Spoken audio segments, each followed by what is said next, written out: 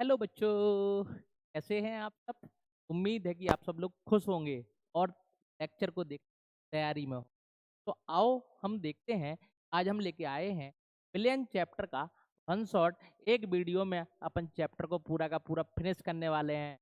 साथ में हम देखेंगे काफ़ी स्पीड से इस चैप्टर को अपन कंप्लीट करते हैं, वो कि बोर्ड के पॉइंट ऑफ व्यू के आधार पर।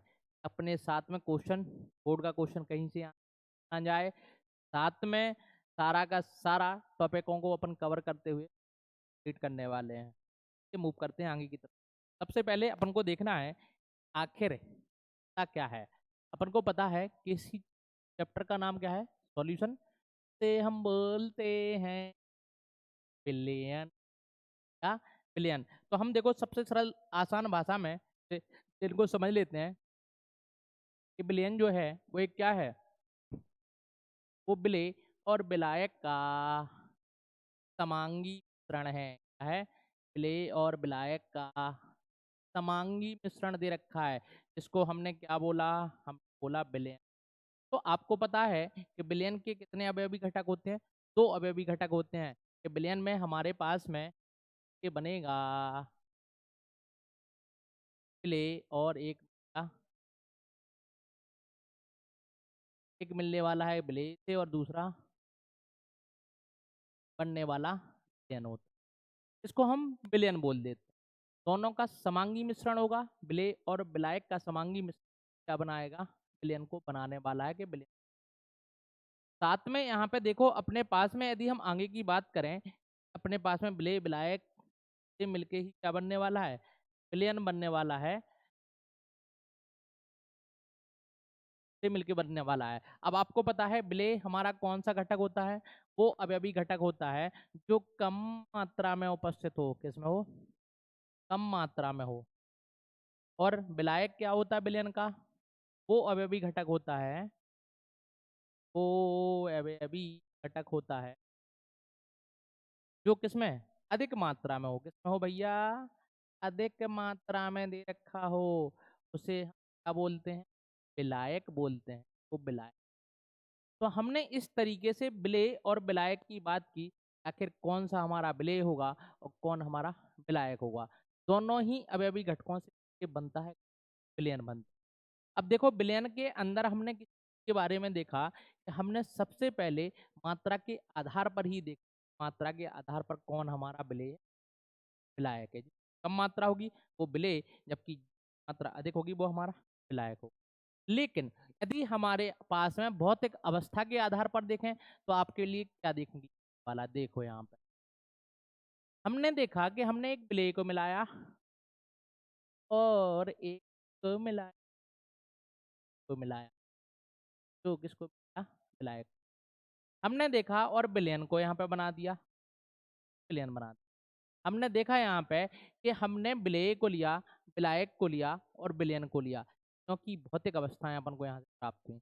जैसे हमने देखा कि यहाँ पे एक क्या था हमारे पास में, ठोस था, और एक द्रव था, द्रव था।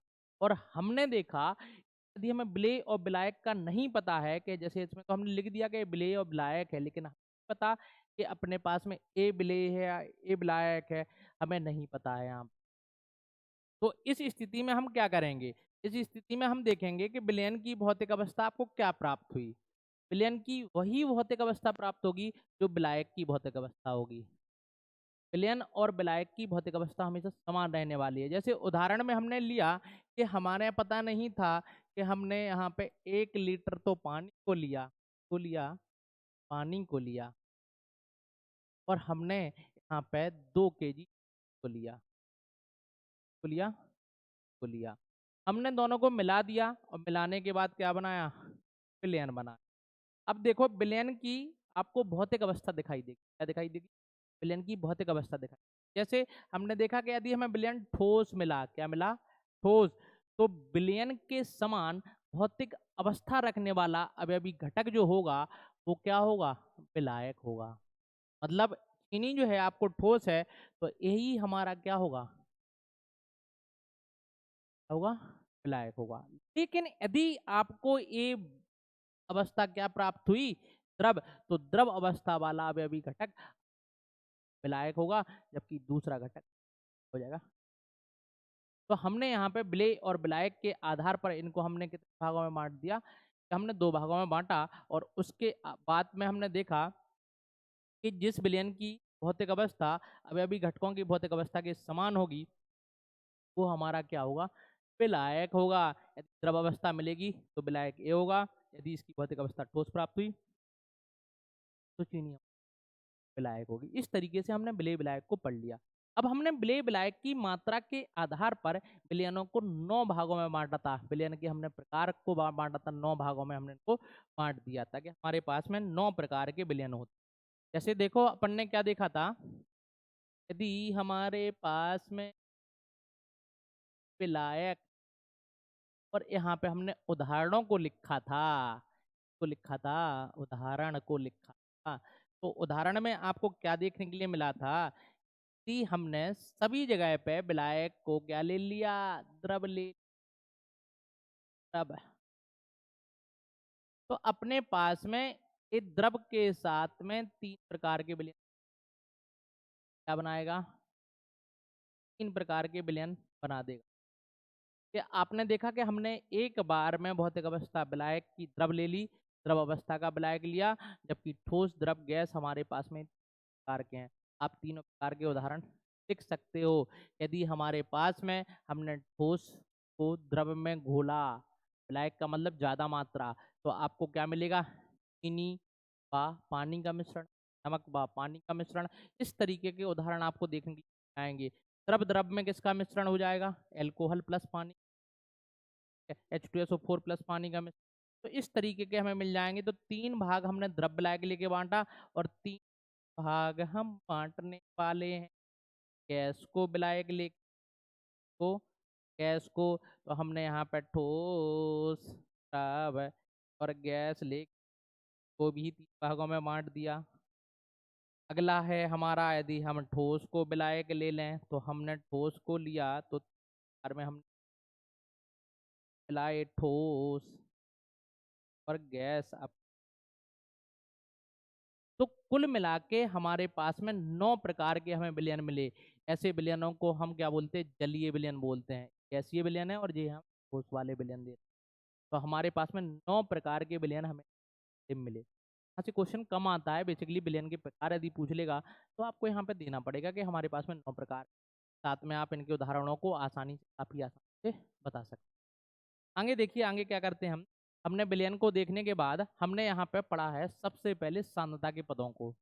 हमारे पास में सांद्रता के पद क्या है, सांद्रता के पद।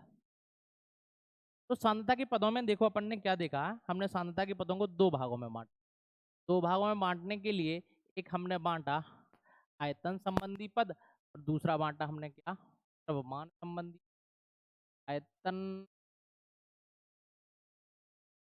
पद, और दूसरा बांटा हमने द्रव्यमान।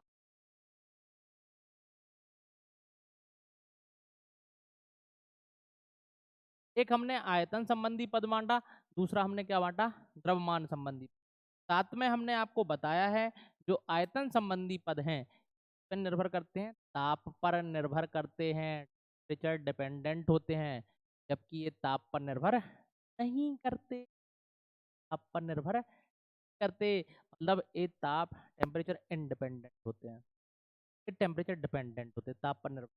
पहला पद अपने पास में आयतन, आयतन तन तन तत दे रहे। दूसरा है हमारे पास में क्या, द्रव्यमान आयतन तत, तो हम W/% बोलते हैं, जबकि इसको हम क्या बोलते हैं, बाई बोलते हैं। कि हमारे पास में बाई भी, जबकि तीसरा पद हमारे पास में क्या, सत्ता, कैपिटल पोलरता। अगला है हमारे पास में चौथा पद नॉर्मलता। इस सारे के सारे पद हमें देखने के जाते, सबके सब हमें यहाँ। पांचवा पद है फॉर्मलता, फॉर्मल, फॉर्मल। इसके बाद देखो द्रव्यमान संबंधी पदों में हमारे पास में यहाँ से एक ऑब्जेक्टिव क्वेश्चन भी बन जाता है कि बोल देता है निम्न में से कौन सा सांद्रता का पद ताप पर निर्भर करता है। ताप पर निर्भर नहीं। अपने पास में दूसरा पद है, इसका पहला पद है द्रव्यमान द्रव्यमान द्रव्यमान प्रतिशत। तब अपन को मिलने वाला है 2/W। अपना दूसरा देखो क्या आएगा, दूसरा हमारे पास में आएगा मोल आज, तो हम बोलते हैं मोल फ्रैक्शन। अगला हमारे पास में पद है, तीसरा पद है और चौथा पद है पार्ट्स पर पार्ट्स पर बिलियन पद है, पार्ट्स पर बिलियन। तो ये हमारे पास में सांद्रता के पद दे रखे। ये पद ताप पर निर्भर करते हैं जबकि ये वाले पद ताप पर निर्भर नहीं करते हैं। तो यदि हमारे पास में कोई ऐसा क्वेश्चन आया जिसमें पूछा गया निम्न में से कौन सा पद ताप पर निर्भर करता है कौन सा नहीं, तो आप आसानी से बता सकते हो। आगे देखो, आगे की हमने बात की, आगे अपने पास में होने वाला क्या है। तो हमने कि पद को पढ़ना स्टार्ट किया, थोड़ा थोड़ा सा हम पढ़ लेते। अपना है पहला आयतन, आयतन प्रति आयतन आयतन। ओ हो भाई भी, इसका मतलब क्या होता है? इसका मतलब होता है एक आयतन में विलयन का आयतन है 100 प्रतिशत की बात कर रहे हैं। लेकिन हमें यहाँ से क्या मतलब होना चाहिए, हमने 5% आपसे क्या लिखा, हमने लिखा HCl और वो भी क्या लिखा V/V बात की। तो इसका मतलब क्या है? आपको इन सारी चीज़ों के मतलब आने चाहिए, यही मतलब ही हमारे लिए इम्पोर्टेंट है। इसका मतलब है 5 HCl उपस्थित 100 ml विलयन में उपस्थित 100 ml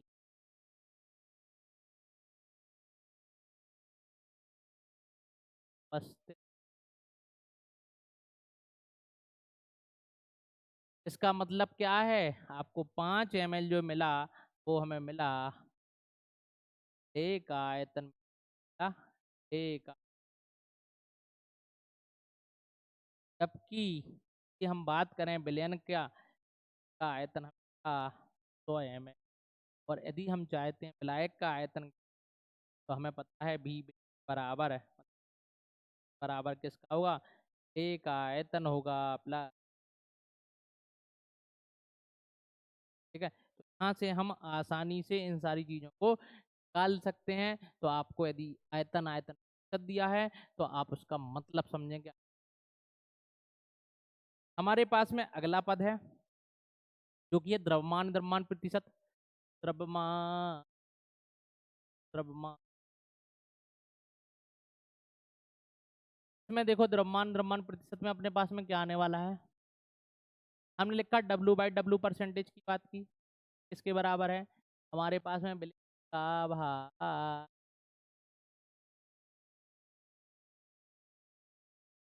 बटे में क्या विलयन का भार आए,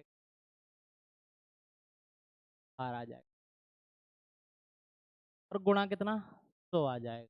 मतलब यदि हमारे पास में हमने दिया 10% भारानुसार भी लिख सकते हैं W/W ग्लूकोज का मतलब, इसका मतलब है 100 ग्राम के विलयन में ग्राम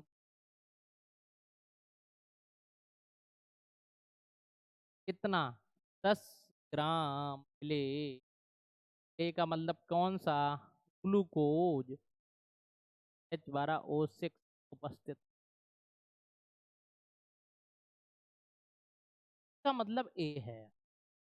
तो यहाँ से देखो आपने क्या देखा कि हमारे पास में क्या मिलेगा, ए का भार कितना मिलेगा, ए का भार मिलेगा 100 ग्राम। विलायक का भार कितना आएगा ये हमें ज्ञात करना पड़ेगा, एन का भार हमें कितना 100 ग्राम। अपने पास में डब्लू विलायक कितना आएगा भैया, तो अपन को पता है डब्लू बिलियन बराबर होता है डब्लू बिले प्लस डब्लू बिला होता है डब्लू बिले प्लस डब्लू विलायक होता है। तो अपने पास में कितना आ जाएगा, डब्लू बिलियन हमारे पास में 100 दे रखा है, बिले का भार 10 है, डब्लू विलायक हमारा। इन सब चीज़ों का हमारे पास में उपयोग है जब हम क्वेश्चन करते हैं, तो वहाँ पे हमें कई पद ऐसे मिल जाते हैं, अपन को इसका मतलब ही नहीं आ रहा, इसके कारण हम क्वेश्चन को क्या कर देते। अगला देखो, अगला पद हमारे पास में क्या हमने बताया मोलरता। चलो एक और कर लेते हैं, द्रव्यमान आयतन प्रति आयतन प्रति अपने पास में देखो क्या है, W/V बात करें तो इसका मतलब क्या होता है, इसका मतलब होता है W/V के लिए प्ले का भार किस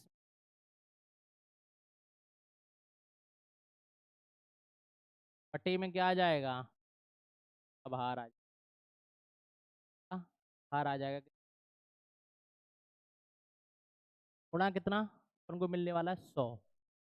कितना मिलेगा, हमने देखा जैसे आपको उदाहरण दिया 5 W/V यूरिया। इसका मतलब क्या है, इसका मतलब है कोई लवण लिख दिया K2CO3 N कुछ भी, सब क्या है, इसका मतलब है 100 बिलियन अरे का लिख दिया, एन का आयतन लिखना, एन का आयतन लिखना है।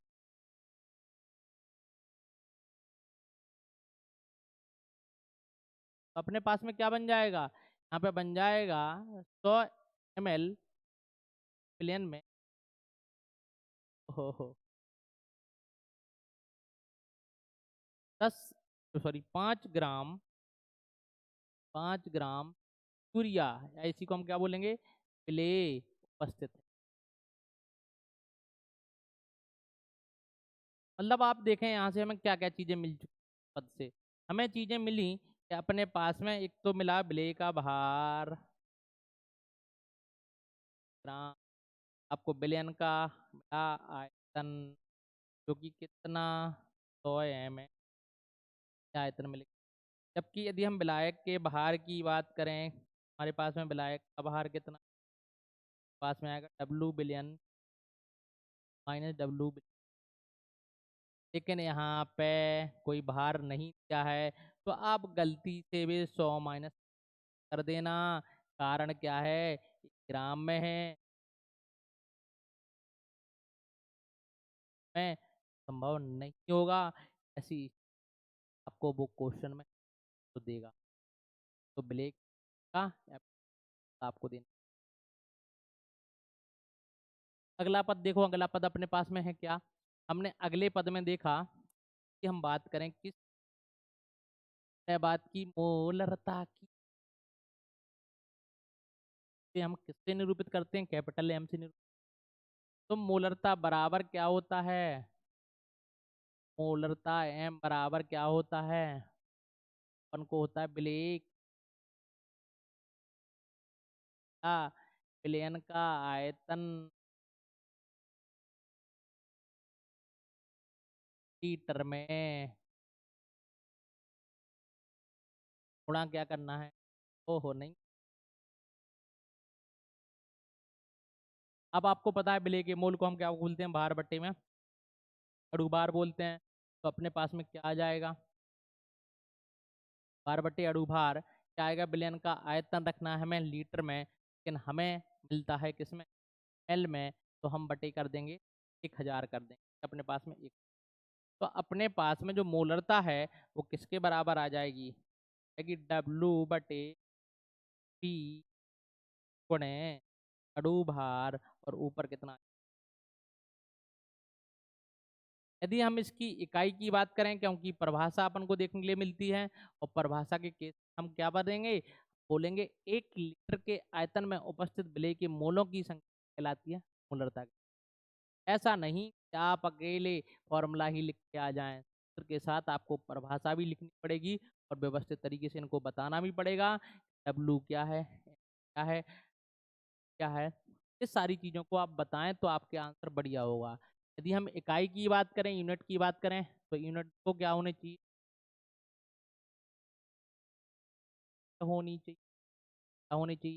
मोल प्रति लीटर को हम बोलेंगे, क्या बोलेंगे? तो हमारे पास में एक आएगी। अगली की देखो, अगला पद हम बात करते हैं, पर बेस्ड न्यूमेरिकल भी अपन को देखने के लिए आते हैं। हम न्यूमेरिकल का आपको अलग से एक लेक्चर बनाएँगे। हम बहुत अच्छे-अच्छे न्यूमेरिकल वाले हैं। हमने लिखा है यहाँ पे ये भी काफ़ी ज़्यादा पूछे जाने वाला पद है। तो मोललता बराबर क्या होगा? प्लेमो बटे का लायक का भार।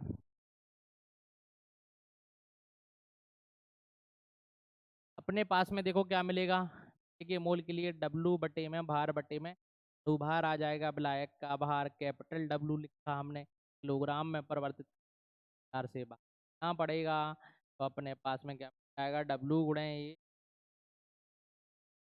गुणे डब्लू हमें मिल यहाँ पे आप सारी चीज़ों को बता दें। छोटा डब्लू क्या है? डे का भार है। बड़े वालू बबलू क्या है? बड़े वाले डब्लू क्या है? विलायक भार। एम क्या है? विलेय का भार। इस तरीके से हम आसानी से बात कर सकते हैं।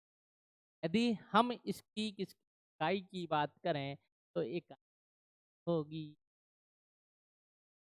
होगी तो हम बोलेंगे। यदि हम इसकी परिभाषा की बात करें तो आप क्या बोलोगे परिभाषा? 1 किलोग्राम विलायक में उपस्थित विलेय की संख्या उस विलयन की सांद्रता को मोललता के पदों में व्यक्त कर। इस तरीके से आप इनकी परिभाषा को आसानी से परिभाषित कर सकते। आगे देखो आगे क्या है? हम मोललता को भी लिख लिया। हमने लिखा मोल प्रभाज को पर भी आधारित क्वेश्चन हमें मिल जाते हैं मूल प्रभाज को। अब देखो मूल प्रभाज का मतलब क्या है? हमने यहाँ पे दो चीजों को मिक्स किया, विलेय और विलायक को मिक्स किया। अपने पास में ये हैं विलायक दे रहे। इसमें हमने एन ए मोल मिलाए, इनके हमने मिलाए, तब जाके हमें विलयन में क्या मिले। तो हमें किसी न किसी एक अवयवी घटक का यहाँ पे मूल प्रभाज ज्ञात करना पड़ता है। तो मूल प्रभाज बराबर होता है अवयवी घटक के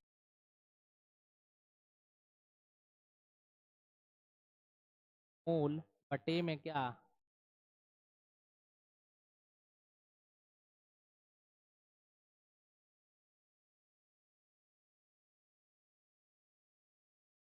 आपको ये देखने के लिए मिल जाए।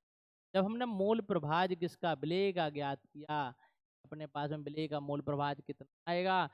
आप देखें मूल मूल की मिल जाए आ जाएगा। जब हमने विलायक का मूल प्रभाज की आपसे बात की तो ये कितने के बराबर आएगा? आएगा एन बी में बराबर आएगा विलायक के मूल कुल मूल के बराबर। जब हमने दोनों के मूल प्रभाजों का योग किया तो ये किसके बराबर आएगा भैया?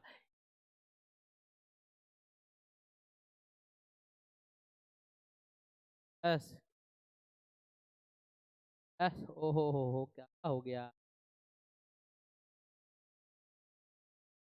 सोचेंगे कि सर बहुत तेजी। तो अपने पास में तभी तो हम इसको थर्ड बोलते हैं। और किसी को तेज चाहिए तो आप फास्ट पर लगा सकते हो वीडियो को और जल्दी आ देख सकते। ठीक है, यहाँ से देखो अपने पास में अपन को एक रिजल्ट आया एन ए प्लस एन का जो योग है मूल प्रभाजों का योग वो हमेशा। अगला देखो हमने बात की किसकी? नॉर्मलता की बात की। तो अपने पास में नॉर्मलता बराबर क्या आने वाला है? नॉर्मल अपने पास में आएगा यहाँ पे, हम बोलेंगे ब्लेक तुल्यांक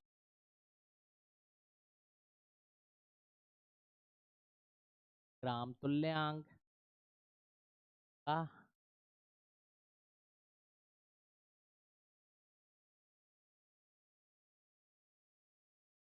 हमारे पास में नॉर्मलता हो जाएगी। ब्ले के ग्राम तुल्यांक को क्या बोलते हैं? ब्ले का भार बटे में तुल्यांक। हमारे पास में क्या आ जाएगा?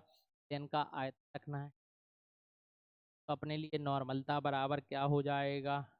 बराबर हो 2 गुणे 1000 बटे गुणे जो है वो तुल्यांकी भार होता है। क्या होता है? तुल्यांक। तो ई बराबर क्या होता है? अणु भार बटे में होता है, जिसे हम संयोजकता गुणांक भी बोल देते हैं। अब एन फैक्टर जो होता है वो हर एक पदार्थ के लिए अलग अलग होता है, हर एक पदार्थ के लिए अलग अलग होता है। हम अम्ल के लिए बात करें, अम्ल जो के लिए जो होता है कि कोई भी अम्ल कितने जलीय माध्यम में, क्षार के लिए क्या होता है? कितना OH माइनस आयनों का त्याग कर रहा है, वो क्षार का आयन फैक्टर होगा। हमने किसी लवण की बात की तो धनायन व ऋणायन पर उपस्थित आवेश या तो धनायन का देख लें, वो उसके बराबर होगा, फैक्टर के बराबर होगा। तो अपने पास में एन फैक्टर का मान आपको देखने लिए जाएगा। हम इसकी इकाई की बात करें तो ग्राम तुल्यांक इकाई होती है। यदि हम परिभाषा की बात करें तो आप क्या बोलोगे? 1 लीटर आयतन में उपस्थित विलेय के ग्राम तुल्यांकों की संख्या विलयन की को नॉर्मलता के पदों में क्या तरीके से नॉर्मलता। अब अपने पास में कुछ और पद बचे और उन पदों में सबसे पहले कौन सा पद है अपने पास में? तो सबसे पहले है अपने पास,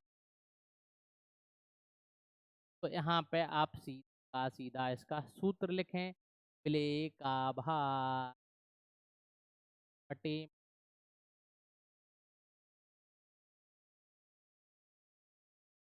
और गुणा कितना आ जाए? 10 की आ जाए।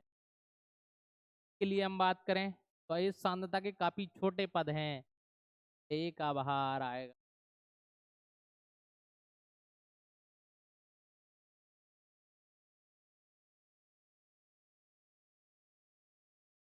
तो हमारे पास में एक है, एक हमारे पास में क्या है रखा है, हम पी और पीपी बता सकते हैं अपने पास में कौन पद दे रखे। अब देखो सांद्रता के पदों के बाद हमने यहाँ पे पढ़ा के लिए वाष्प दाब के लिए पढ़ा, वाष्प दाब अपने पास में है। तो वाष्प दाब के लिए हमने देखा हमारे पहले तो बात तो पहले पे 2 शब्द आते हैं, एक आता है वाष्पशील और एक आता है अवाष्प। वाष्पशील बोलते हैं पोला, तो ये ऐसे पदार्थ होते हैं वाष्प बन है, वाष्प वो है। जबकि अवाष्पशील कौन से हैं? अवाष्पशील कौन? वाष्प बनती है नॉन वोलाटाइल, नॉन वोलाटाइल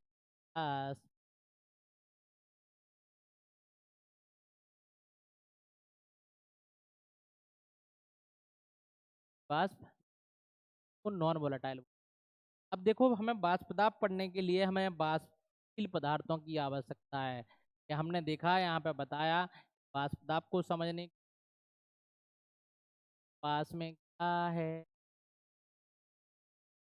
हमने यहाँ से देखा कि लेके जो अपने पास में हमने इसको भर के रखा है ताप पर, के जो अणु होंगे छोड़ के जाएंगे, होते जाएंगे, तो हम बोलेंगे बाष्पन। लेकिन एक समय के बाद मैं देखने देगा कण वापस से आना स्टार्ट कर देंगे, तो हम बोलते हैं, और वो स्थिति इस पर बाष्पन की दर, अब रेट ऑफ एवोपरेशन और राइट ऑफ कंडेंसेशन, बाष्पन की दर और संघनन बराबर होती है, तो हम बोलते हैं साम्यावस्था। साम्य साम्यावस्था। और साम्यावस्था पर गैस के द्वारा द्रव की सतह पर आरोपित दिया गया जो दाब होता है वाष्प दाब। लेकिन ध्यान रखना कहाँ पे, जहाँ पे साम्यावस्था होगी पर ही, साम्यावस्था पर हमें वाष्प के द्वारा अब होता है वो वाष्प। अब वाष्प दाब को प्रभावित करने वाले कारक के कौन कौन से होते हैं? तो सबसे पहले होता है पदार्थ की प्रकृति। पदार्थ कैसा है, जैसे सपोज हमने वो देखा HCl है, वह H2O के अंदर क्या होगा, H2 के जो अणु हैं वो आपस में बंधों के द्वारा आपस में होते हैं, द्वारा बंध के द्वारा आपस में जुड़, जबकि HCl जो होता है वो ध्रुवीय प्रकृति का होता है। इनके पास में अणु होते हैं वो क्या, द्विध्रुव आकर्षण वान डेर वाल बलों के द्वारा जुड़े हो। और आपको पता है वान डेर वाल बल प्रबल हैं या हाइड्रोजन, तो हाइड्रोजन बंध के लिए इसको तोड़ने के लिए हमें ज़्यादा ऊर्जा की आवश्यकता होगी। मतलब यदि हम एक निश्चित ताप पर बात करें तो इसकी वाष्प हमें ज़्यादा मिलेगी, कम मिलेगी, मिलेगी कम मिलेगी। मतलब एक कम वाष्पशील होगा एक निश्चित ताप पर और एक अधिक वाष्प। इस तरीके से हमने कारक को लिखा। दूसरा कारक है ताप। हम बात करें किस ताप की बात करें तो हम देखते हैं ताप को बढ़ाएंगे किस पदार्थ की ही बात कर रहे हैं। हमने पानी को ही लिया, हमने पानी को लिया तो पानी पानी हो गया। पानी को लिया तो हमने देखा कि यदि हम ताप को कम रखेंगे 60 डिग्री सेल्सियस तो कम वाष्प बनेगी। हमने ताप को बढ़ा के 80 डिग्री सेल्सियस या 80 वाष्प ज़्यादा मिलेगी। तो यदि हमने किसी एक पदार्थ का ताप बढ़ाते हैं तो अणुओं की गतिज ऊर्जा बढ़ती है, से अणु किसमें, वाष्प में परिवर्तित होने में, तब वाष्प में परिवर्तित हो जाते हैं। ये होता क्या है कि जब वाष्प में परिवर्तित हो जाते हैं तो उसका वाष्प दाब क्या आता है कि उसका दाब, तो हम इस तरीके से वाष्प दाब की हम बात कर लेते हैं। वो हमारा क्या वाष्प दाब। आगे की बात करें तो आगे की बात में देखो अपने पास में है क्या, हमने बात की तो वाष्प दाब हमें जाना। अब देखो यहाँ पे क्या, हमने वाष्प दाब को पढ़ने के बाद हमने दो वाष्प दाब की गणना की बात की। और वाष्प दाब की गणना करने के लिए हमने पहले को को उल्ट राइट आउट,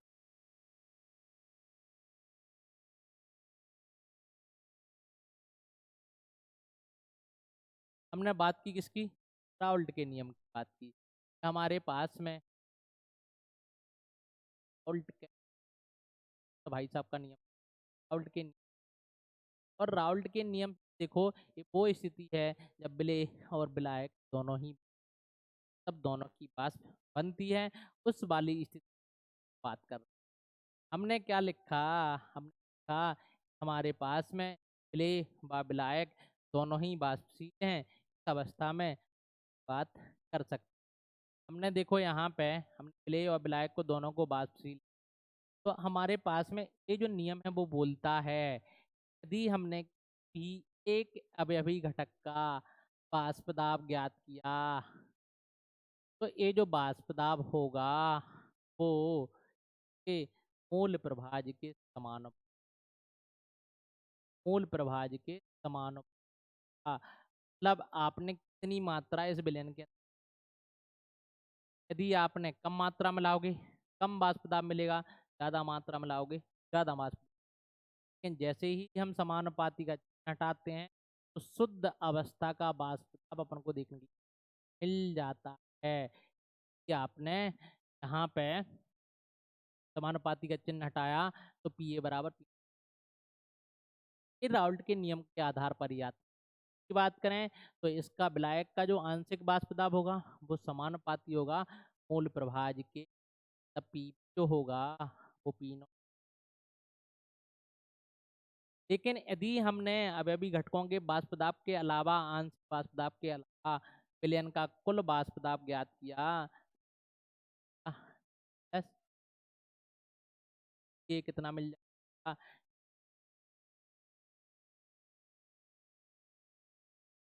का विलयन का कुल दाब है। आप यहाँ पे इसको परिवर्तित कर सकते हो कि हमारे पास में हो परिवर्तित जाएगा। आपको पता है x प्लस x बराबर होता है, और जब पर होगा तो हम यहाँ का वास्तव याद कर सकते हैं। हम इस को पदों में भी लिख सकते हैं।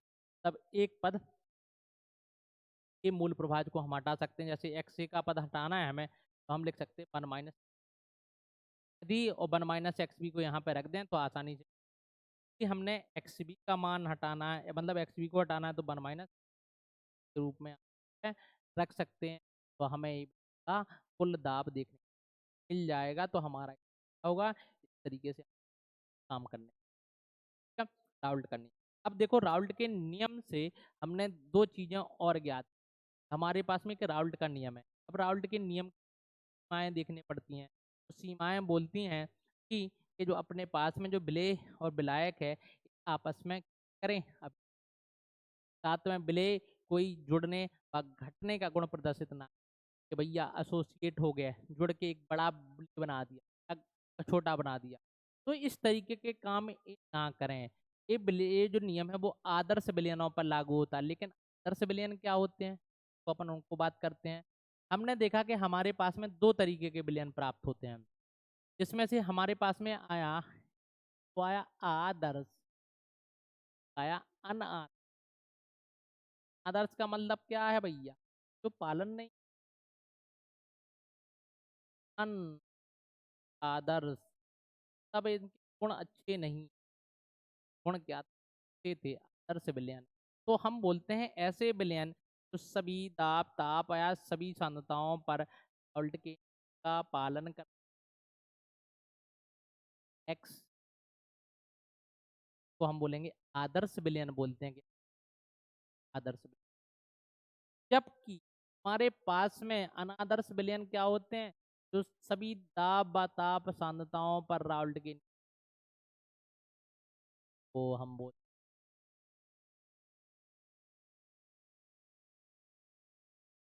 एक है हमारे पास में आदर्श विलयन, दूसरे क्या है अनादर्श विलयन है। आदर्श विलयनों में क्या है, आदर्श विलयन वो होते हैं जिनमें क्या होगा, पास में भी हम इनके मध्य ले लिया है हमने, यहाँ पे आकर्षण होगा, एक को लिया तो बी के मध्य आकर्षण होगा, दोनों को लिया तो यहाँ पे। तो अपने पास में ऐसे विलयन होते हैं आदर्श विलयन, विलयन का बाष्प दाब होंगे बाष्प दाब बराबर हो। मतलब इनके मध्य कब वाष्प दाब बराबर आएगा, जब इनके मध्य लगने वाले आकर्षण बल जो होंगे वो क्या बराबर होंगे, तब जा बोल सके। जबकि अनादर्श विलयन में क्या है, जब भैया बराबर नहीं है तो एक तो आपको ज्यादा मिलेगा, क्या मिलेगा आपको कम मिलेगा। ज्यादा मिलने का मतलब क्या है, आपको मिलेगा एस का सभी घटकों, मतलब हम बोलेंगे विलयन का वाष्प दाब अब होंगे वाष्प दाब, जबकि पे क्या होगा का वाष्प दाब सभी घटकों के वाष्प दाब होगा। हो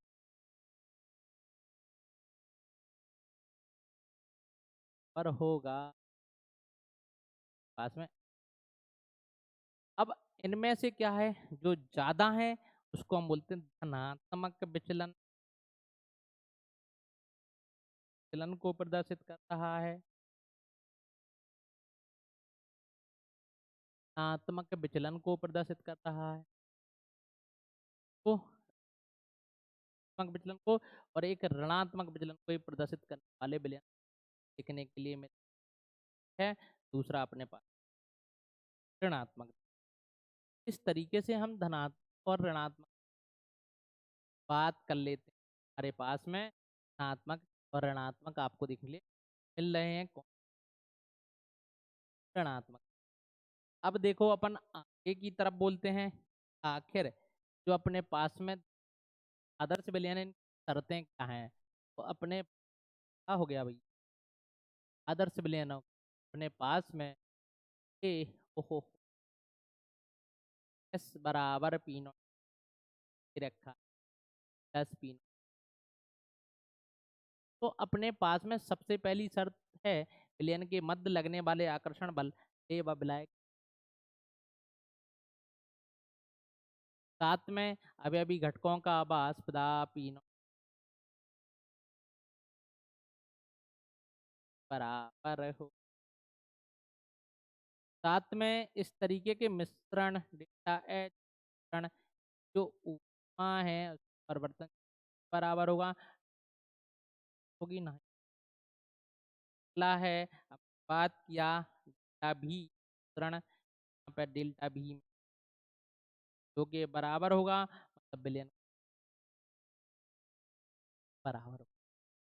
अगली बात करें तो हमारे पास में डेल्टा एस एंट्रोपी का मान होता है जब भी हम दो चीजों तो हमेशा है आपकी एंट्रोपी का मान।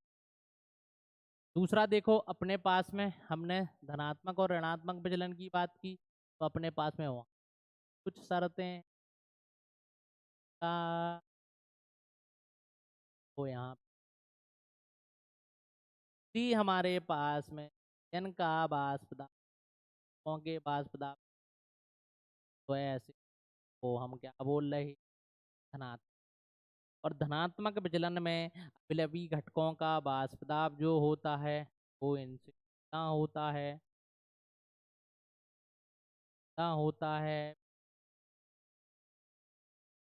आपको ज्यादा मिले।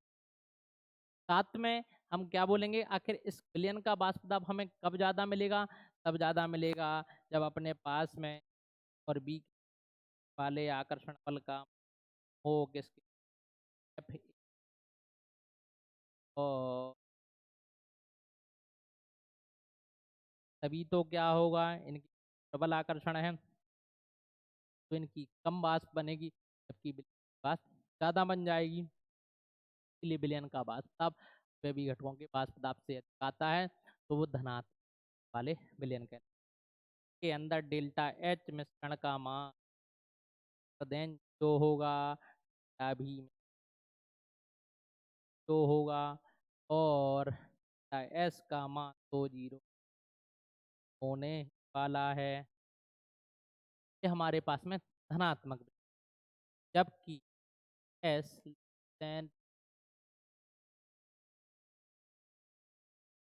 बात कर तो अपने पास में सभी घटकों का वाष्प दाब यहाँ प्राप्त होगा सामान्य बात करें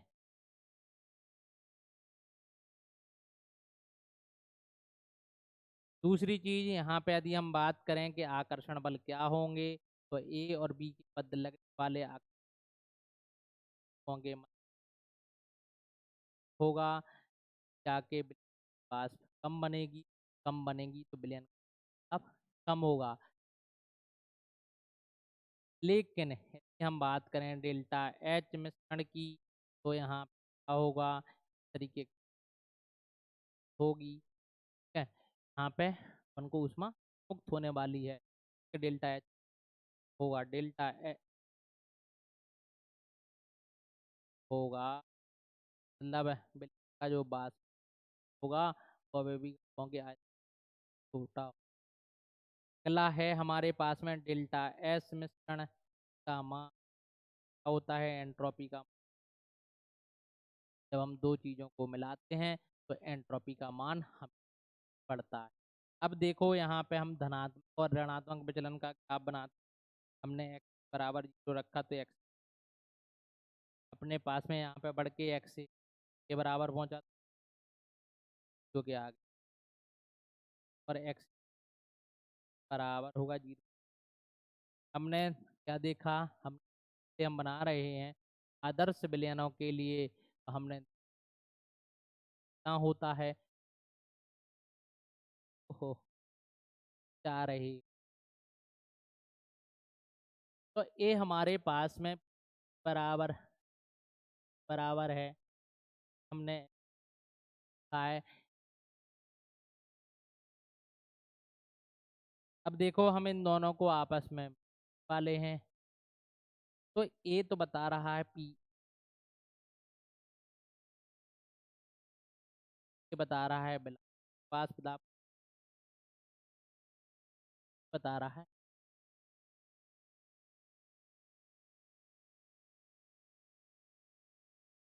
लेकिन तो हमने बना दिया आदर्श विलयन। अब यदि हमें आदर्श का बनाना है, धनात्मक का बनाना है, आप इसके ऊपर से जाएगा ये वाला और ये वाला, आप तो बन गया धनात्मक। ठीक है, क्योंकि पी का मान ज्यादा होगा पी नॉट के, और वहाँ पे विलयन का जो मान होगा वो भी पास में जितना ही मिलने वाला है 10 पी नॉट। मतलब एस का जो मान होगा वो ज्यादा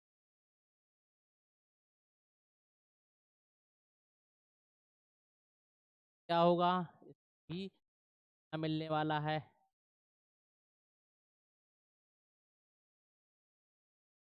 होगा।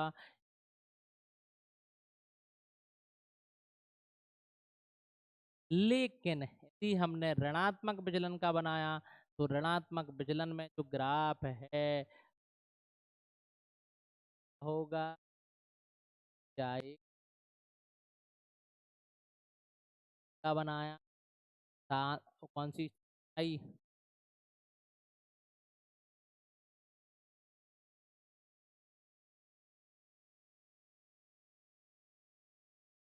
मिडिल सिचुएशन की बात कर रहे हैं। हमने देखा कि जब हम ऋणात्मक विचलन का ग्राफ बनाएंगे आप आ,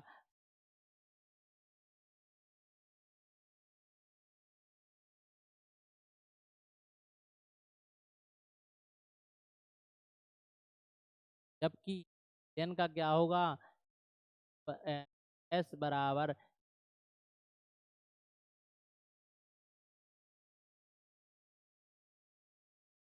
इस तरीके से हम से ऋणात्मक विचलन ग्राफों को हम बना सकते हैं। तो हमसे कई बार और ऋणात्मक करवाई जाती हैं, तो वहाँ ग्राफों को ग्राफ बनाने के साथ आपको वो बताना, तो हम इस तरीके से आसानी से को हम बता सकते हैं।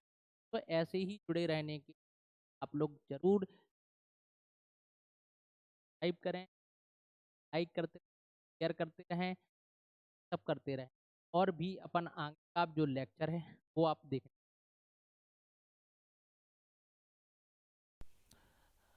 तो फिर बच्चों आगे स्टार्ट करते हैं अणु संख्या गुणधर्मों के बारे में।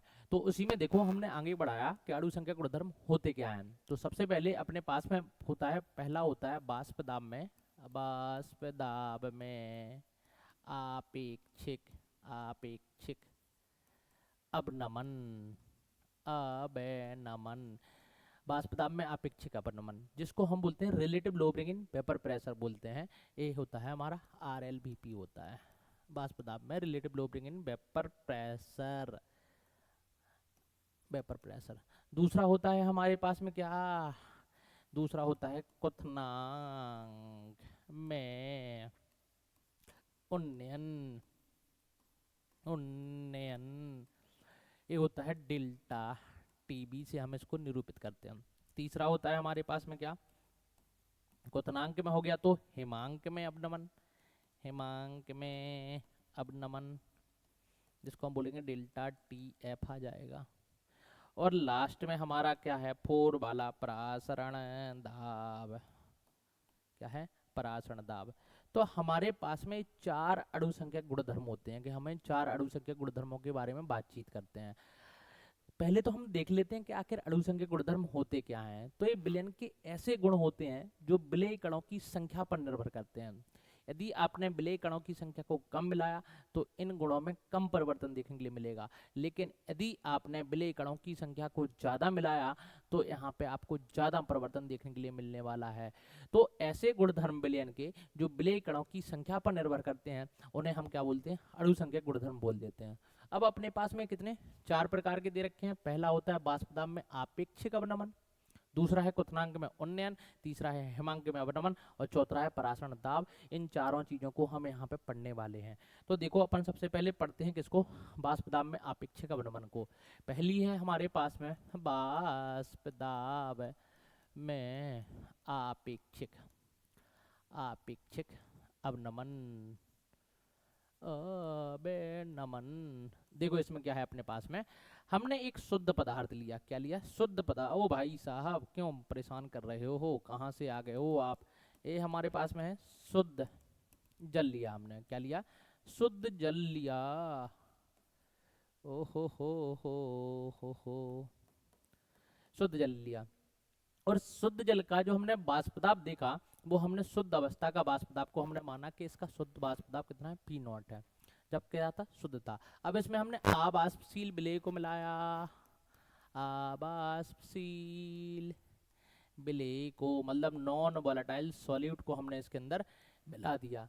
जैसे ही हम अवाष्पशील विलेय मिलाते हैं तो देखो अपन को देखने के लिए क्या मिलता है, अब ये बन जाएगा विलयन।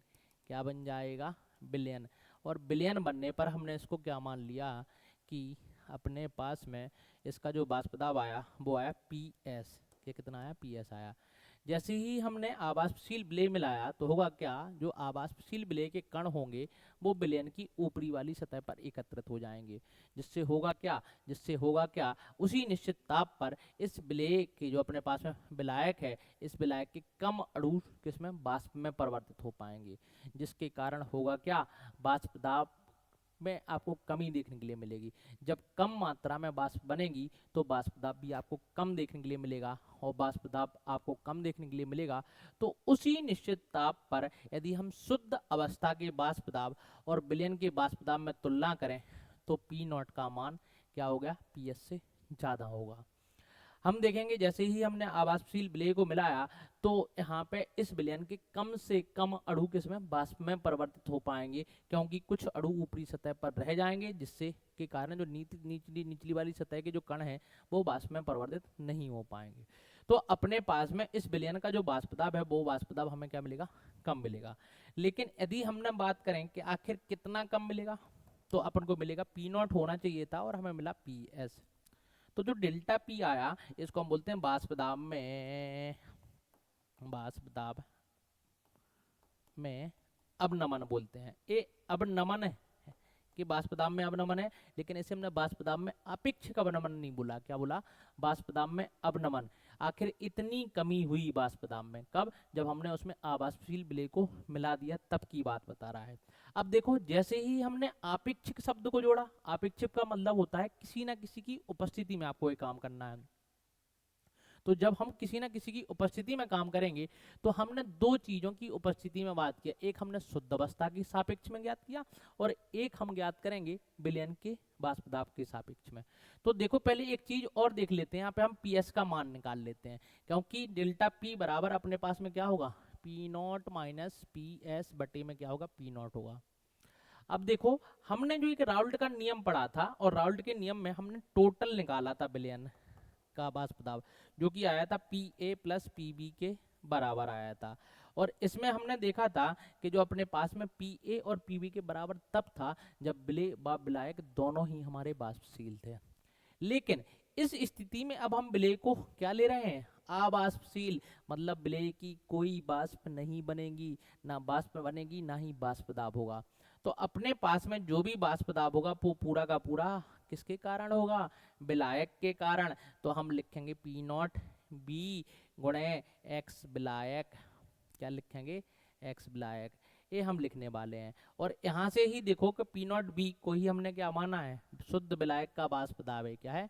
शुद्ध विलायक का। तो हम लिखेंगे P नॉट इंटू X विलायक हम लिखने वाले हैं। यहाँ पे हम ये आसानी से लिख सकते हैं। अब देखो हमने जब इसका मान की ज्ञात की तो हमने P नॉट माइनस PS बटे में जो P नॉट आया, इसमें हमने PS की जगह पे किसको रखा?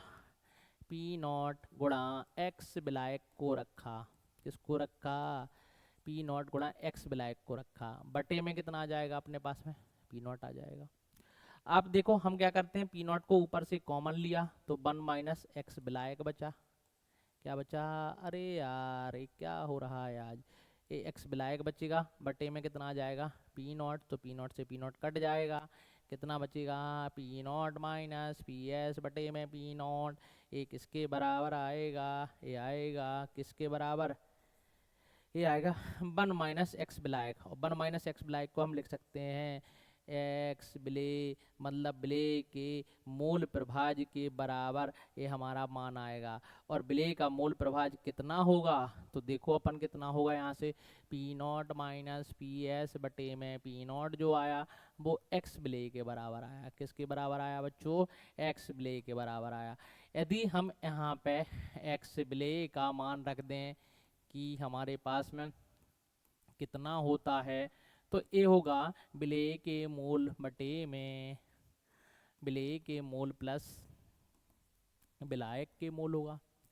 लेकिन यदि हमने इसको तनु विलयन मान लिया, क्या मान लिया बच्चों, तनु विलयन। तनु विलयन का मतलब क्या होता है कि विले के जो मोल हैं वो काफ़ी कम हैं। क्या है, काफ़ी कम दे रखे हैं, किसके मोलों की तुलना में, विलायक के मोलों की तुलना में। ये हमारे पास में काफ़ी कम दे रखे हैं, और जब इनका मान काफ़ी कम आएगा तो हम लिख सकते हैं एन विले प्लस एन विलायक बराबर कितना, हम लिख सकते हैं एन विलायक। मतलब विलायक के मोलों की तुलना में विले के मोल ना के बराबर हैं। मतलब एक गिलास पानी में हमने एक दाना चीनी का डाल दिया। तो इस तरीके की हमें स्थिति देखने के लिए मिली कि विलायक के मोल के बराबर आ जाएगा। तो अपने पास में ये जो सूत्र है वो सूत्र कितना हो जाएगा, P not minus P S बटे में पी नॉट जो होगा वो अपने पास में मिलेगा विले के मोल बटे में विलायक के मोल। और इसको हम निरूपित कैसे कर सकते हैं, इसके लिए हम रखेंगे विले को, यदि हमने ए माना डब्ल्यू ए बटे में एम ए, एम का मतलब अणु भार ए का, बटे में डब्ल्यू बी बटे में एम बी आ जाएगा। ये आपको मिल जाएगा। यहाँ से देखो हमारे लिए नया सूत्र क्या बन जाएगा, सूत्र बन जाएगा P not minus P S बटे में पी नॉट का मान आ गया डब्ल्यू ए बटे में M A O O O O M A उड़े डब्ल्यू बी, और ऊपर पहुँच जाएगा एम बी। ये हमें देखने लिए मिल जाएगा। इसमें देखो पी नॉट जो है वो शुद्ध अवस्था का वाष्प दाब है, शुद्ध विलायक का वाष्प दाब बोल सकते हो, शुद्ध विलायक का वाष्प दाब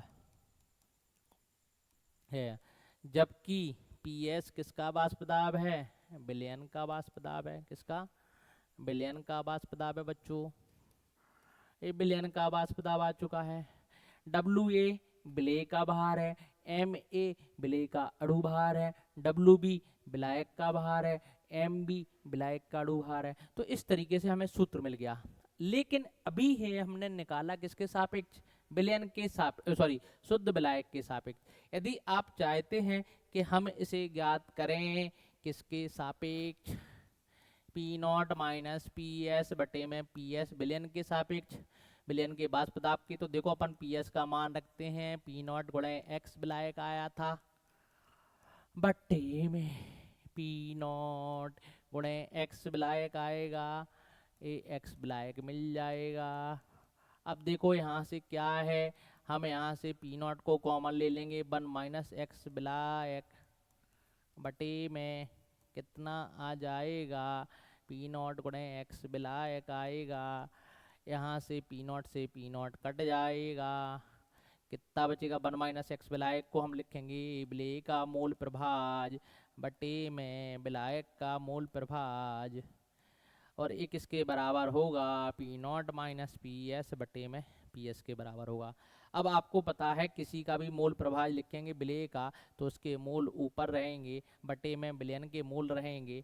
जैसे हमने लिखा एन बी बटे N A plus N B, ये क्या हो जाएगा, हट जाएगा, कट जाएगा, मर जाएगा। अपने पास में बचेगा क्या, P not minus P S बटे में पी एस एन ए बटे में एन बी।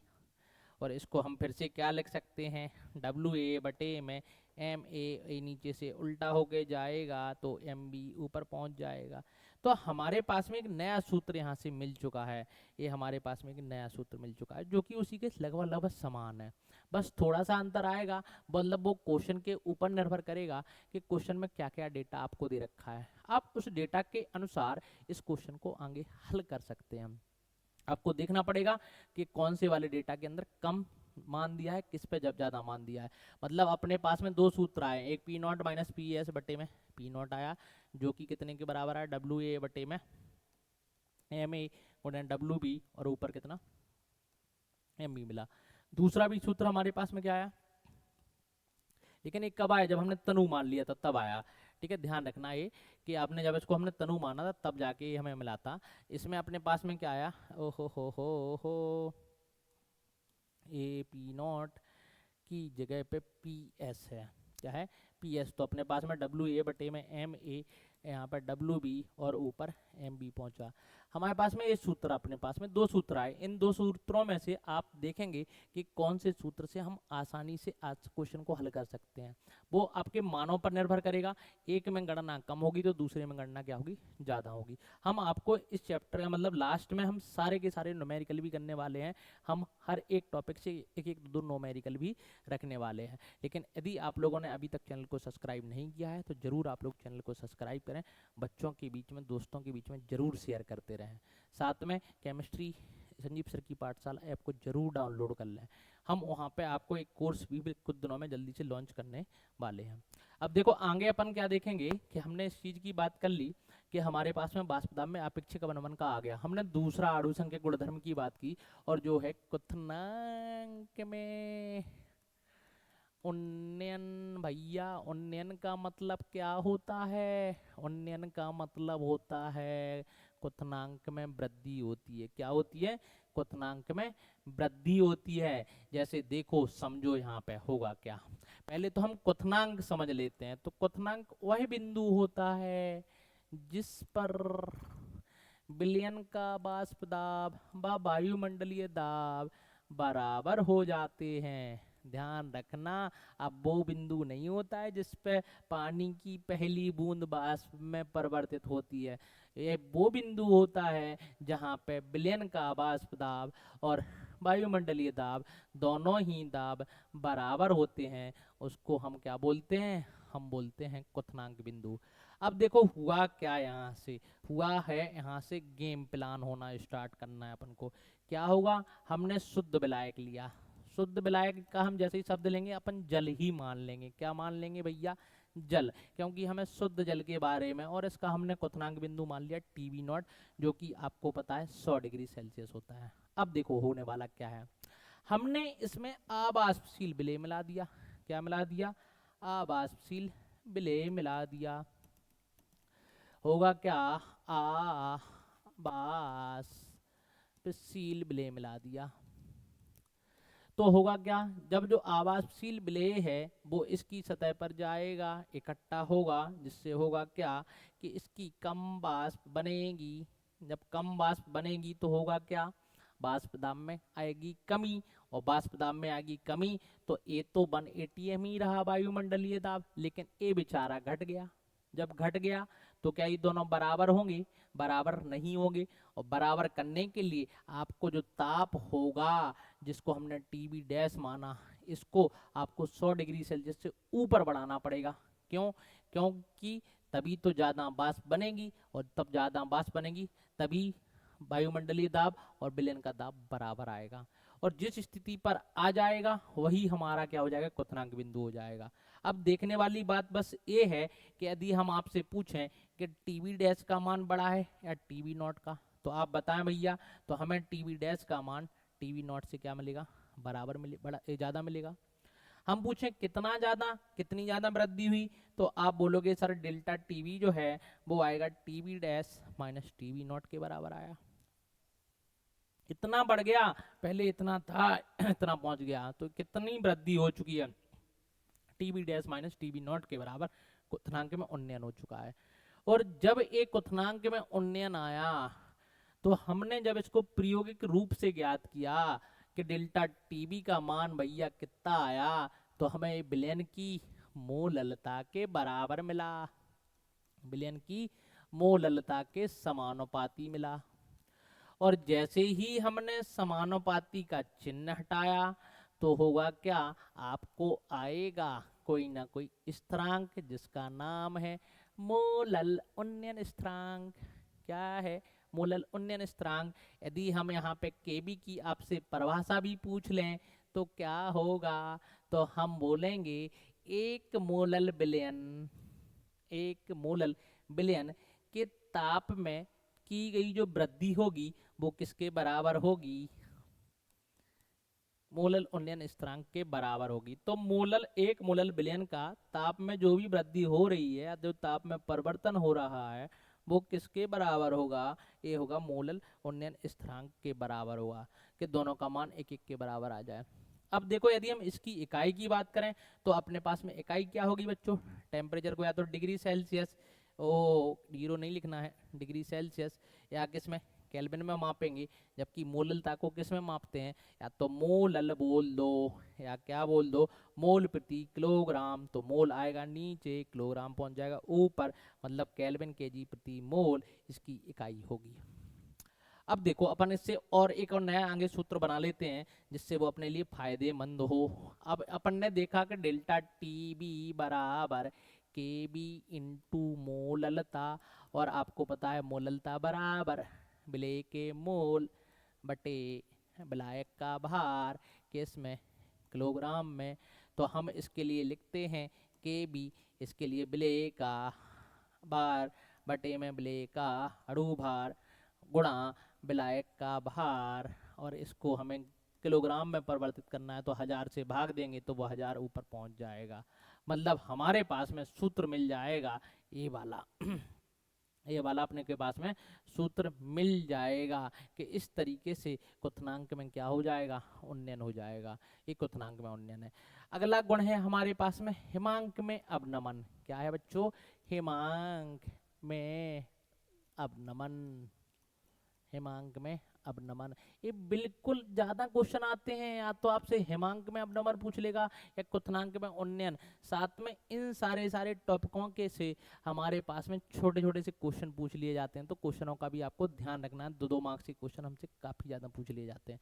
अब देखो जब हिमांक में अवनमन की बात कर रहे हैं तो हमने देखा यहाँ पे कि हमारे पास में कोई पानी था, शुद्ध पानी था, जिसका हिमांक बिंदु 0 डिग्री सेल्सियस था।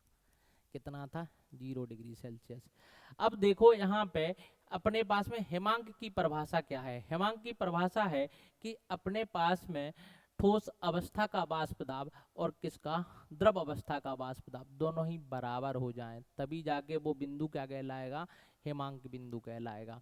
तो इसके वाष्प दाब में जैसे ही हमने इथिलीन ग्लाइकॉल को मिलाया, किसको, एथिलीन ग्लाइकॉल को मिलाया, ओहो एथिलीन ग्लाइकॉल को मिलाया, तो वो क्या कर देती है, इसके हिमांक में कमी कर देती है। क्या कर देती है, कमी कर देती है। और जो हिमांक में हुई कमी जो होती है वो डेल्टा टी एफ के बराबर होती है। लेकिन कितनी कमी होगी, तो आप देखें पहले शुरुआत में कितना था, टी एफ नॉट, घट के कितना होगा, टी एफ डैश। मतलब वही समझ लो कि हमने इसमें आवासशील विलेय मिलाया, इथिलीन ग्लाइकॉल को मिलाया, तो इसके हिमांक में क्या होगी, कमी होगी। एक कमी बेसिकली हम किस लिए करते हैं, कई जगह पे अपने देश के अंदर ऐसी इस जगह हैं जहाँ पे 0 डिग्री सेल्सियस का माइनस में भी ताप होता है। तो यदि वहाँ का पानी भी जम जाएगा तो जो गाड़ियों में रेडिएटरों में डलने वाला पानी है वही जम जाएगा, तो गाड़ी स्टार्ट नहीं होगी। और जब गाड़ी स्टार्ट नहीं होगी तो बर्फ़ कौन हटाएगा, हम हटाएंगे क्या, नहीं, वही गाड़ियाँ हटाएंगी। तो इसीलिए उन गाड़ियों के जो पानी डाला जाता है, जो कूलेंट डाला जाता है, उसमें हम इन सब चीज़ों को मिला देते हैं, जिसके कारण उनका क्वथनांक, सॉरी क्वथनांक नहीं, हिमांक कम हो जाता है। और वो पता चलता है कि -10 -15 डिग्री सेल्सियस पर भी वो जमने वाला नहीं है। तो हम इस तरीके से उसको ज्ञात करते हैं। यहाँ पे भी अपने पास में सीधा बिल्कुल समान तरीका है। जब हमने डेल्टा टी एफ का मान प्रायोगिक रूप से ज्ञात किया तो हमने पाया कि जो डेल्टा टी एफ का मान है हिमांक में अवनमन है वो हमें समानुपाती मिला, विलयन की मोललता के समानुपाती, ये मोललता के समानुपाती मिला। जैसे ही हमने समानुपाती का चिन्ह हटाया, यहाँ पे के एफ आ गया, जिसको हम क्या बोलेंगे, मोलल हिमांक का, मतलब ये क्या था, उन्नयन स्थिरांक था, ये अवनमन स्थिरांक हो जाएगा। अपने पास में हमने सूत्र रखा है इसका, तो हम रखेंगे डब्ल्यू ए बाटे में एम ए गुणे डब्ल्यू बी ऊपर कितना 1000 आ जाएगा। ये हमें देखने के लिए मिल जाएगा ये डेल्टा टी एफ का मान। ओहो गलत तो नहीं लिख दिया यहाँ पे हमने, तो हमने चलो चलो ठीक लिखा। अपने पास में ए मिल जाएगा। अपने पास में के एफ को यदि परिभाषित करना है या के एफ की इकाई, तो वही बिल्कुल समान इकाई होगी जो हमारे पास में किसकी आई, के बी की इकाई आई। आप देखो इस के एफ को या तो डिग्री सेल्सियस में रखोगे या केल्विन में, मोलता को मोल प्रति किलोग्राम में, तो किलोग्राम ऊपर पहुंच जाएगा, डिग्री सेल्सियस प्रति मोल, और यहाँ पे क्या आ जाएगा मोल, और 1 किलोग्राम आपको मिल जाएगा। तो आपको दो में से कोई सी भी इकाई का आप उपयोग कर सकते हैं। तो हमारे पास में दो में से किसी एक पर आधारित क्वेश्चन आता है, तो आपको इन सब चीज़ों पर आधारित क्वेश्चनों की प्रैक्टिस करनी है काफ़ी ज़्यादा। हम आपको इस थ्योरी को पढ़ने के बाद हम आगे न्यूमेरिकल वाला पोर्शन रखेंगे, वहाँ पे हम क्वेश्चनों को करने वाले हैं, ठीक है। तो हम आपको बिल्कुल वहाँ पे लेके जाएंगे। अगली प्रॉपर्टी है अपने पास में कौन सी, परासरण दाब। लेकिन परासरण दाब से समझने से पहले हम परासरण को समझते हैं, और परासरण को समझने से पहले एक हमें अर्धपारगम झिल्ली की आवश्यकता होती है। और वो कौन सी झिल्ली होती है, एक ऐसी झिल्ली होती है जिसमें से केवल और केवल विलायक के कण तो गुजर जाते हैं, लेकिन विलेय के कण बेचारे नहीं गुजर पाते हैं, ठीक है। तो ऐसी झिल्ली को हम क्या बोलते हैं, अर्धपारगम झिल्ली बोलते हैं, कि विलायक के कण तो गुजर जाएंगे लेकिन विलेय के कण नहीं गुजर पाएंगे, तो ऐसी झिल्ली अर्धपारगम झिल्ली। अब देखो अपन समझते हैं परासरण। हमने क्या किया, दो भिन्न भिन्न सांद्रताओं वाले विलयनों को एक अर्धपारगम झिल्ली से अलग करके रखा, कि हमारे पास में अर्धपारगम झिल्ली है और यहाँ पे हमने सांद्रताओं वाले विलयनों को भर के रखा। एक हमारे पास में कम सांद्रता वाला है, दूसरा है अधिक सांद्रता वाला। एक की सांद्रता कम है, मतलब इसे आप बोलो तनु विलयन, और उसको क्या बोलो आप बोलो सांद्र विलयन। ये हमारा है सांद्र विलयन दे रखा है, सांद्र विलयन दे रखा है। अब देखो होगा क्या, सांद्र विलयन और एक तनु विलयन दे रखा है। हमने देखा यहाँ पे कि तनु विलयन का मतलब क्या, विलेय की मात्रा कम, विलायक क्या ज्यादा, विलायक ज्यादा, जबकि सांद्र में क्या, विलेय ज्यादा और विलायक कम। तो अपने पास में देखो किसी भी पदार्थ का स्वतः प्रवाह कहाँ से कहाँ की तरफ होता है बच्चों, स्वतः प्रवाह, तो इसमें से केवल विलायक के कण जाना, तो विलायक की अधिक मात्रा इधर है, तो विलायक के कणों का स्वतः प्रवाह होगा कम सांद्रता वाले विलयन से अधिक सांद्रता वाले विलयन की तरफ होने वाला प्रवाह जो होता है उसको हम बोलते हैं परासरण। क्या बोलते हैं, परासरण बोलते हैं। जब हमने दो विलयनों को, दो भिन्न भिन्न सांद्रताओं वाले विलयनों को अर्धपारगम झिल्ली से अलग थलग किया, तब विलायक के कणों का होने वाला स्वतः प्रवाह वो भी कहाँ से कहाँ की तरफ होगा, कम सांद्रता या तनु विलयन से सांद्र विलयन की तरफ होने वाला स्वतः प्रवाह। ध्यान रखना विलायक के कणों का, विलायक के कणों का स्वतः प्रवाह क्या कहलाएगा, परासरण कहलाएगा। अब बात हमें करनी है किसकी, परासरण दाब की। तो परासरण दाब के लिए देखो हमने क्या किया, हमने एक यहाँ से एक व्यवस्था बनाई, और इस व्यवस्था में हमने दो तरीके के पात्रों को रखा, कि हमने यहाँ पे, ओहो हो गलत क्यों बना रही हो भैया, यहाँ पे हमने बना के रखा, एक हमने रखा यहाँ पे सांद्र विलयन। क्या रखा, सांद्र विलयन रखा। और यहाँ पे रखा हमने तनु विलयन। ये क्या है हमारा, तनु विलयन भर के रखा हमने, डाइल्यूट सॉल्यूशन को भर के रखा। और ये बीच में लगा रखी है कौन सी झिल्ली, अर्धपारगम झिल्ली है, ये तनु विलयन है। तो देखो होगा क्या, होगा ए, आपने अभी हाल हमने परासरण बताया, तनु विलयन का मतलब विलेय कम, विलायक ज्यादा, और जबकि सांद्र का मतलब क्या, विलेय अधिक और विलायक क्या कम, उसकी तुलना में भाई साहब, उसकी तुलना में। तो अपने पास में विलायक के कणों का स्वतः प्रवाह कहाँ से कहाँ की तरफ होगा, इधर की तरफ होगा। तो ये तो हो रही परासरण की क्रिया, लेकिन हमें बात करनी है परासरण दाब की। तो हमने इधर लगा दी पिस्टन, और पिस्टन के साथ में लगा दिया एक दाब मापी, जो दाब को माप के बताएगा कैसा है भैया दाब। अब हमने एक बाह्य दाब लगाया, और बाह्य दाब, इतना बाह्य दाब लगाना है कि जो परासरण की क्रिया हो रही है, ये परासरण की क्रिया रुक जाए। क्या हो जाए, रुक जाए। मतलब वह न्यूनतम बाह्य दाब जिस पर परासरण की क्रिया रुक जाती है, परासरण दाब कहलाती है। कि हमने इतना बाह्य दाब लगाया जिस पर ये परासरण की क्रिया क्या हो जाए, रुक जाए। तो वो उसको हम क्या बोल देंगे, हम बोल देंगे बच्चों वो है हमारा परासरण दाब। क्या दे रखा है, वो परासरण दाब जिस पर परासरण की क्रिया रुक जाए। अब परासरण दाब का जो सूत्र आया वो आया पाई बराबर CRT। इसको भी हमने बांटफ समीकरणों के द्वारा सिद्ध किया। अपन ने देखा कि जो C है वो सांद्रता है, R जो है कई लोग इसको S भी लिखते हैं, विलयन स्थिरांक है, T जो है वो ताप है। हमने देखा C बराबर क्या है, सांद्रता है, तो ये विलेय के मोल बटे में विलयन का आयतन है RT। कई बार लेकिन हमसे पूछ लिया जाता है कि परासरण दाब व विलेय के अणुभार के मध्य संबंध स्थापित कीजिए। तो हमने मोल को रख सकते हैं भार बटे में अणुभार, और ART मिल जाएगा। तो हमारे पास में संबंध आया जो संबंध बता रहा है परासरण दाब व विलेय के अणुभार के मध्य संबंध दे रहा है। आर का मान यहाँ पे आप 0.0821 रखते हैं, जो कि करीब करीब 1/12 के बराबर होगा। हम इसका उपयोग कर सकते हैं जिससे क्वेश्चन में गणना आसान हो, इसीलिए हम इसका उपयोग करेंगे। ताप का ध्यान रखना, ताप को आपको केल्विन में रखना है। किसमें, केल्विन, ओ क्या लिख दिया, केल्विन में रखना है। क्या अपने पास में केल्विन के अंदर हमें ताप को रखना है। तो हमारे पास में पाई बराबर CRT आ गया। अब अपने यहाँ पे एक प्रति परासरण की बात और कर लेते हैं। परासरण तो पढ़ ही लिया, चलो इसी में समझ लेते हैं प्रति परासरण क्या होता है। अब देखो अभी तक हमने जो दाब लगाया था वो कितने के बराबर, P के बराबर लगाया, पाई के बराबर लगाया था, जिसको हमने परासरण दाब बोला। लेकिन और इतना दाब लगाया कि परासरण की क्रिया को रोक जाए। अब हमने इसमें इतना दाब लगा दिया कि जिसका मान परासरण दाब से भी ज्यादा कर दिया, हमने बिल्कुल दबा दी पिस्टन को। तो होगा क्या, अब होगा कि जो विलायक के कण जो इधर थे वो इधर से इधर की तरफ चले जाएंगे।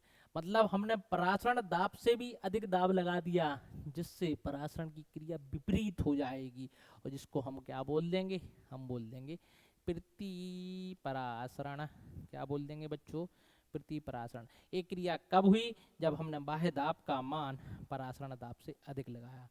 तो अपने पास में विलायक के कणों का प्रवाह अब कहाँ से कहाँ की तरफ होने लगा, सांद्र विलयन से तनु विलयन की तरफ होने लगा। मतलब गंदा पानी साफ होने लगा। इसी को हम बोलते हैं RO, रिवर्स ऑस्मोसिस। और उसी रिवर्स ऑस्मोसिस का हम उपयोग पानी के को शुद्ध करने के लिए करते हैं। कई बार हमसे बोल देता है कि पानी के शुद्धिकरण की विधि बनाओ आप, तो RO बनाने के लिए बोल देता है। तो आप ऐसे बना सकते हो कि हमने अर्धपारगम झिल्ली को लगा दिया बच्चों, यहाँ पे हमने गंदा पानी भर के रख दिया, यहाँ पे शुद्ध पानी भरा, साफ पानी है, ये हमारा साफ पानी है, मिनरल वाटर है, ओ पानी है। जबकि ये हमारा समुद्री पानी, या आप बोल सकते हो गंदा पानी। गंदा पानी का मतलब क्या है, इसके अंदर हमारे पास में अशुद्धियाँ मिली होंगी, गंदी चीज़ें मिली होंगी। यदि हमने यहाँ पे बात करें गंदी चीज़ों का मतलब, विलेय ज़्यादा होगा, विलायक क्या होगा, कम होगा। जबकि इसमें साफ पानी का मतलब विलेय कम होगा, क्यों घुली हुई चीज़ें कम होंगी, विलायक ज़्यादा होगा। तो अपने पास में विलायक के कणों का स्वतः प्रवाह यहाँ से यहाँ की तरफ हो रहा होगा, जिसको हम क्या बोलेंगे, परासरण। क्या बोलेंगे, परासरण। ये परासरण है। लेकिन हमने इतना बाह्य दाब लगाया कि परासरण की क्रिया को रोके ना, इसको ही क्या कर दे, विपरीत कर दे। कि इतना बाह्य दाब लगाया कि परासरण की क्रिया क्या होगी, विपरीत हो गई। तो इसको हमने बोल दिया प्रति परासरण।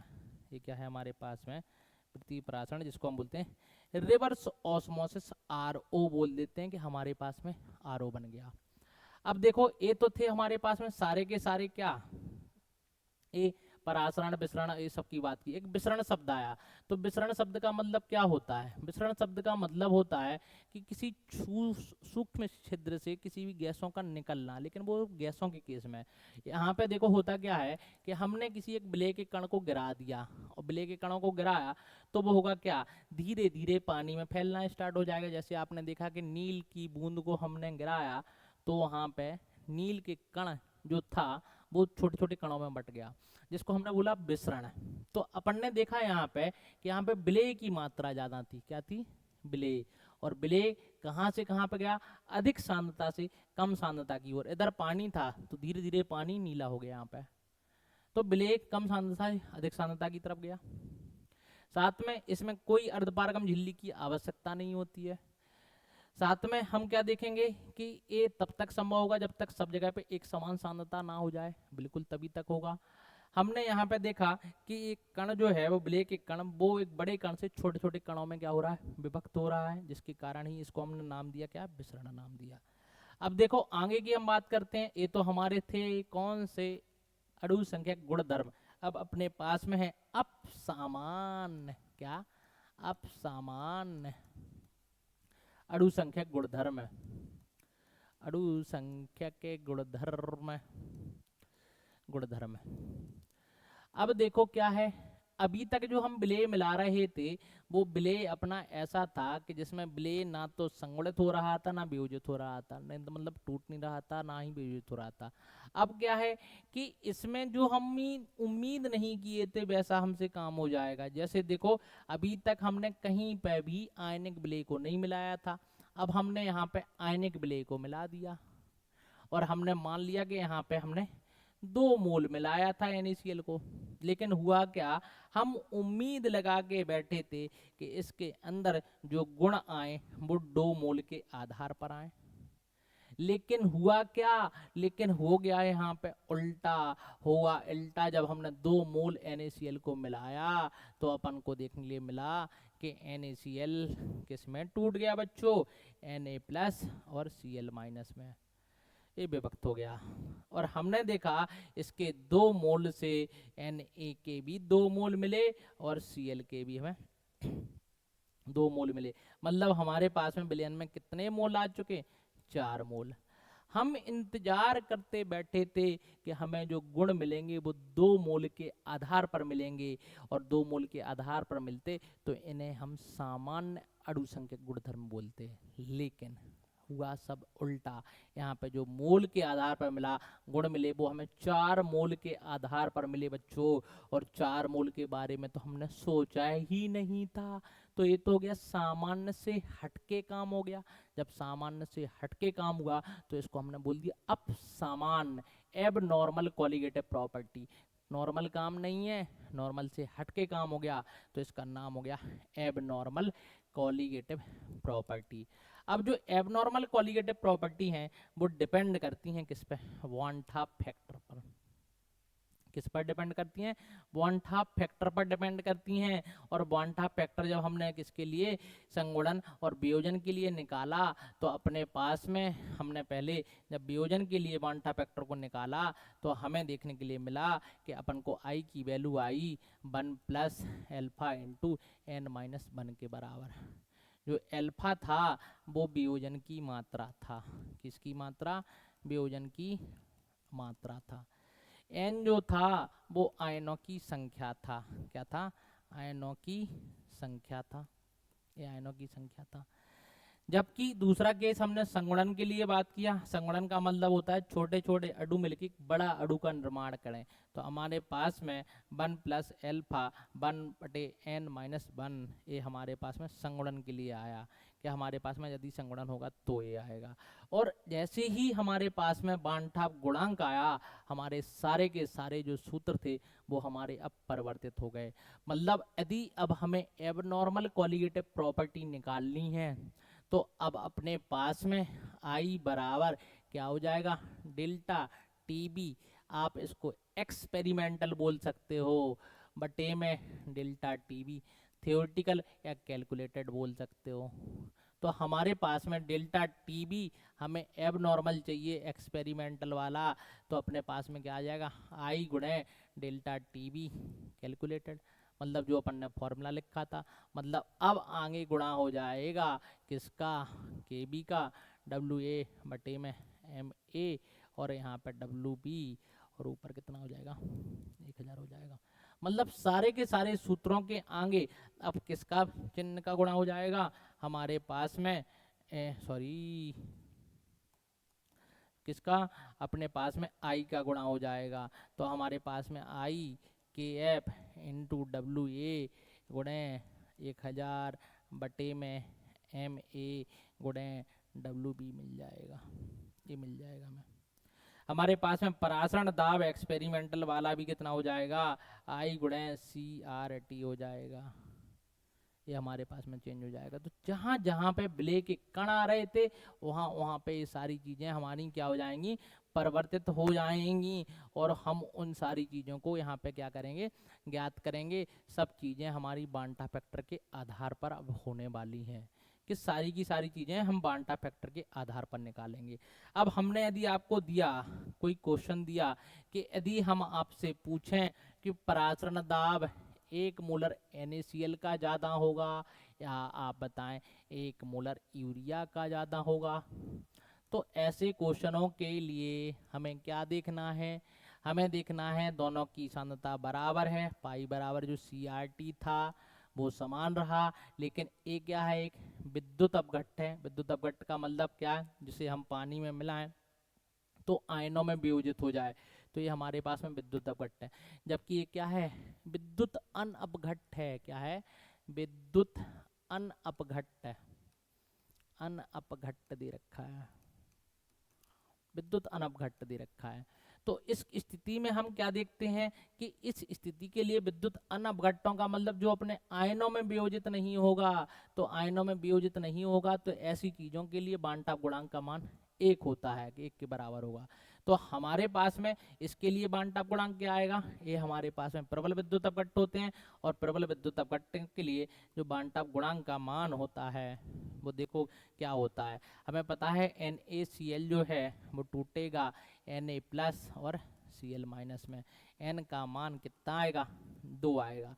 I बराबर कितना हो जाएगा, 1 प्लस एल्फा n माइनस 1 था, तो अपने पास में एल्फा का मान 100% होगा। कोई भी प्रबल विद्युत अपघट्ट जो होता है वो 100% आयनों में वियोजित होता है, मतलब वियोजन की मात्रा का मान 1 होता है। ये 100 से 100 कट जाएगा, 2 माइनस 1, 1 बचेगा, 1 और 1 2 हो जाएगा।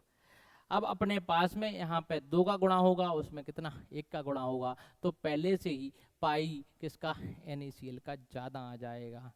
तो यदि हमारे पास में कोई क्वेश्चन ऐसे मिल रहे हैं कि जिसमें हमारे पास में